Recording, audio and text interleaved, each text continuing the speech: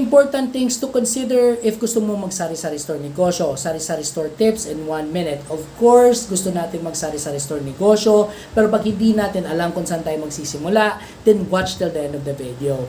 For me, yung dapat nating unahin is yung puhunan or your capital. So, kailangan meron kang pera. Before you earn money, you have to spend money first. So, alamin mo kung magkano yung pwede mong italagang kapital. For example, if may 250 pesos ka, wag mong 250,000 pesos ka, wag mong ubusin lahat yan. Kasi 90 to 95% ng mga negosyo is hindi nagsasucceed sa startup. So, gawin mo, 70,000 lang yung gastusin mo para pag nag-fail ka, then meron ka pang magagamit pag nag-learn ka na sa mga failures mo upang itayo ng second business mo. Second thing you need to consider is location. Kailangan mura yung rent. Nasa 5 to 7% lang ng expected average monthly sales mo. Hindi dapat mataas yung rent para malaki yung kita mo.